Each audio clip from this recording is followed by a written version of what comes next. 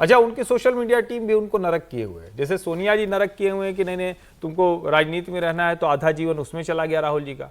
और उनकी social media team कहती है कि वो जन नायक एकदम आग निकाले रहती है वो वाली इमोजी, तो बेचारे हर वक्त तने तने घूमते रहते। सामान्य मनुष्य की तरह जियो भाई, लीडर ऑफ अपोजिशन हो तो क्या हुआ, बढ़िया से लाइफ जियो, बढ़िया से रहो, जहां मौका मिले वहां बोलो, जब मौका मिला तो सदन में तैयार हो के आए, नहीं बोलने को बढ़िया ही नहीं दिख रहा उनकी लाइफ में, कुछ बताइए। मैं कह रहा हूँ एक आपको काम करना चाहिए, हमारी जो प्रोडक्शन टीम है आपकी, कि आज के लिए भी खास मौका था कि सुषमा जी का एक भाषण है, वो विपक्ष के नेता हैं और मनमोहन सिंह सरकार है और कमलनाथ जी के खिलाफ और मनमोहन सिंह सरकार के खिलाफ वो जमकर बोली है, लेकिन कितने प्यार से वो उस बात को उन्होंने रखा है कि जिन पर आरोप लगा रहे वो भी हंस रहे, हमला किए हुए।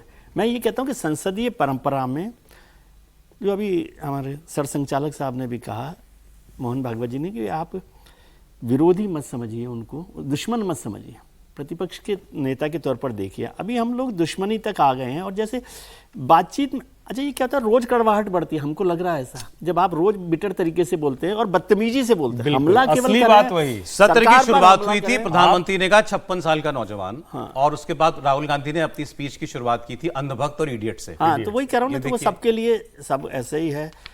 भगोड़ा भी बोला गया, कुछ भाग गए बोला गया, तो फिर भड़वा भी बोला गया, सब चीजें बोली गई हैं, तो वो कोई किसी में कम नहीं है। लेकिन वो मैं कहता हूँ निजी हमले ना करें, हम लोग भी बहुत अक्सर निजी हमलों पर आ जाते हैं, निजी हमले ना करें, सरकार पर जो बोलना है बोले।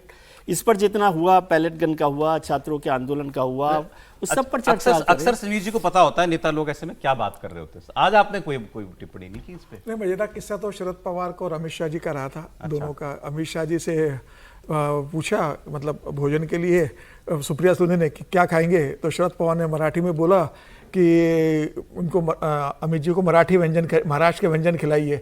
तो अमित शाह जी ने मना कर दिया। अमित शाह ने कहा कि महाराष्ट्र के सारे व्यंजन चख चुका हूँ मैं और सबका स्वाद पता है मेरे को तो सादा आप दही भल्ले दे दीजिए, मुझे मराठी व्यंजन अभी फिलहाल नहीं चाहिए। तो शरद पवार ने बोला कि भाई आपने मराठी व्यंजन कहा है, मराठियों के दांत भी, आपने महाराष्ट्र के राजनीति के दांत भी आपने इकट्ठे करे मिठा खाकर, तो हमें पता है आपको सब महाराष्ट्र का स्वाद पता है, फिर भी आप मराठी कीजिए।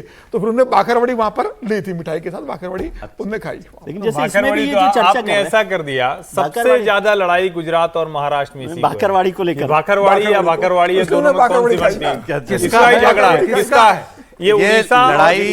उड़ीसा कलकत्ता के रसगुल्ले जैसा है। साहब और प्रधानमंत्री जी और प्रियंका जी की बात हुई, वो बहुत छोटी बात है, उसमें 3 लाइन है। प्रधानमंत्री जी ने पूछा, वो आए हैं उधर, प्रियंका जी और सब लोग कांग्रेस के लोग एक साथ खड़े कि आप कैसी हैं? हाँ। तो उनका अच्छी मुस्कुरा कर कहा।